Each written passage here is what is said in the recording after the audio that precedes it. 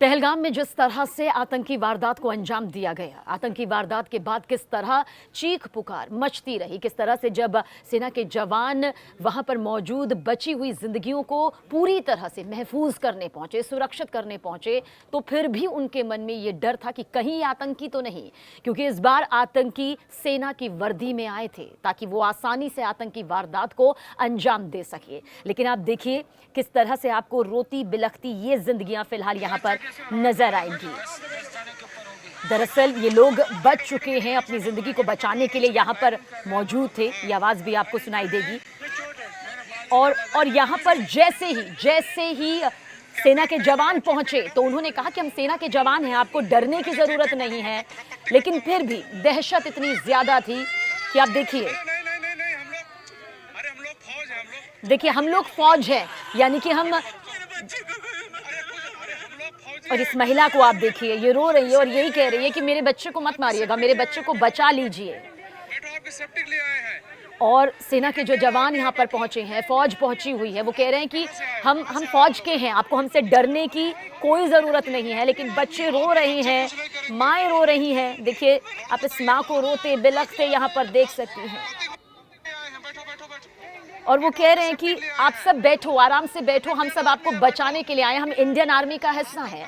लेकिन डर इतना है क्योंकि अपनी आंखों के सामने आतंकियों को, अपनों को मारते हुए देखा है। हर पत्नी ने अपने पति को खुद अपनी आंखों के सामने, अपने सुहाग को उजड़ता हुआ देखा है। बच्चे ने अपने पिता को अपनी आंखों के सामने खोता देखा है। ये चीखें दिल को छलनी करने वाली है, लेकिन आज इसे आपको जरूर सुनना चाहिए, जरूर देखना चाहिए। तो बच्चे अपने माता पिता का नाम बोल रहे हैं, चीख रहे हैं, अपने पिता को खोया है उन्हें याद कर रहे हैं। ये महिला तो देखिए बेहोश तक हो गई।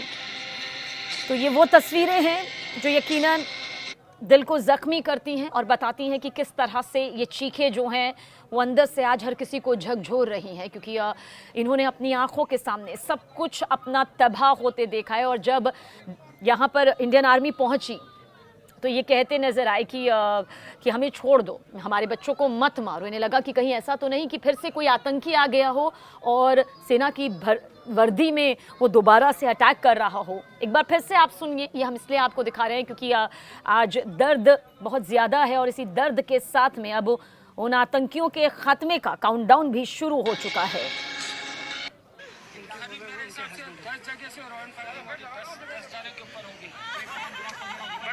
देखिए इस बच्चे को आप रोता हुआ, क्योंकि इतनी छोटी उम्र में जो बच्चा वहाँ पर खुशियाँ बटोरने गया था, जो खुशियों के साथ गया था कि अपने मम्मी पापा के साथ वो मस्ती करेगा, उसने अपने पिता को अपनी आंखों के सामने मौत के घाट उतरता हुआ देखा है।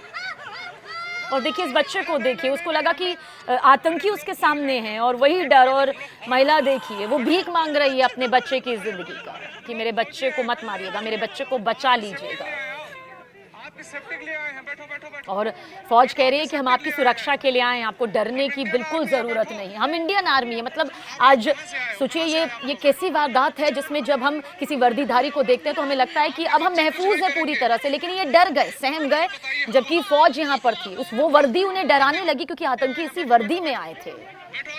और वो बता रहे हैं कि हम आपकी सेफ्टी के लिए आए हैं, हम इंडियन आर्मी हैं, आप बैठिए।